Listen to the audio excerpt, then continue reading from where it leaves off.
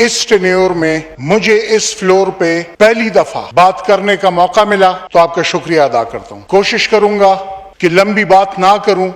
میں ایک بات کہنا چاہوں گا کہ ہندوستان تو دشمن ہے، وہ تو ہے ہی، لیکن یہاں پر پاکستان میں جو ان کے ایجنٹ بیٹھے ہیں، جو کہتے ہیں کہ اگر ہندوستان چاہے تو پاکستان کو 2 دن کے اندر قبضے میں لے لے، یہ آپ کے سر کے اوپر جو تصویر لگی ہے وہ اس ایوان میں جتنے بھی معزز ممبر ہیں، جتنی بھی پولیٹیکل پارٹیز ہیں، سبھی ان کو مانتی ہے. قائد اعظم محمد علی جناح جو یہ بات کرتا ہے کہ اگر ہندوستان چاہے تو 2 دن میں پاکستان پہ قابض ہو جائے، وہی بندہ قید کے مزار پہ کھڑا ہو کے کہتا ہے کہ خدا را اپنے اس قیدی کو جس کو زیارت سے ہتھکڑیوں میں لایا گیا اور اس قبر میں گھسا ہوا ہے اس کو آزاد کرواؤ. تو قائد اعظم کے لیے ایسے الفاظ استعمال ہوتے ہیں پاکستان کے لیے کہ ہندوستان اگر چاہے تو 2 گھنٹے میں لے سکتا ہے. اپنے سرکلز میں کہتا ہے کہ ہندوستان قابض ہو جائے گا اور مودی کا کیمپ آفس 4 میں ہوگا. ایسے لوگوں کو ہم کیوں پروموٹ کرتے ہیں؟ عمران خان، مارنگ بلوچ، علی وزیر یہ قید میں ہے. پی ٹی ایم پہ پابندی کی بات ہوتی ہے، لیکن جو ہندوستان کے اصلی ایجنٹ ہیں، جو کہتے ہیں کہ میرا علاج ہندوستان میں کرواؤ، مجھے دفناؤ افغانستان میں، اور عجیب بات ہے کہ مجھے حکمران بناؤ پاکستان میں، اس پر کیوں پابندی نہیں لگاتی؟ قوم نے تو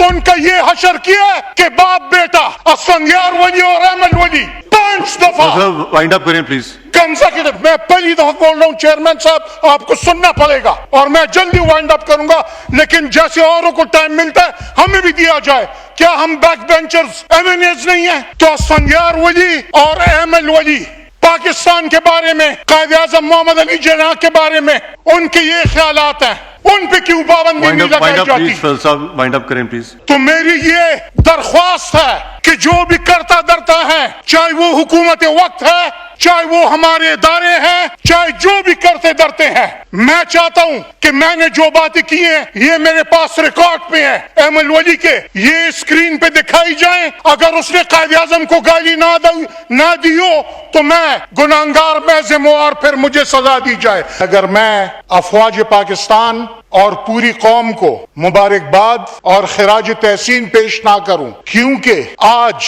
پوری دنیا میں پاکستان کا وقار بلند ہوا، ہندوستان کو یہ پتہ نہیں تھا، یا شاید وہ جان بوجھ کر انجان بنے کہ ہم حضرت محمد صلی اللہ علیہ وآلہ وسلم کے امتی ہیں، ہم اس پیغمبر کی امتی ہیں جنہوں نے 313 صحابہ کے ذریعے ہزاروں کفار کو شکست دی. ہم ان کی امتی ہیں. ان کو یہ پتا نہیں تھا کہ پاکستانی قوم دل میں یہ جذبہ لے کے جنگ کی طرف اس وقت قدم بڑھاتی ہے جب مجبور ہو. جذبہ کیا ہوتا ہے کہ اگر گیا تو شہید اور اگر واپس آیا تو غازی. تو جہاں پہ غازی اور شہید کا جذبہ ہو تو اس کو انشاءاللہ کبھی بھی شکست نہیں ملے گی.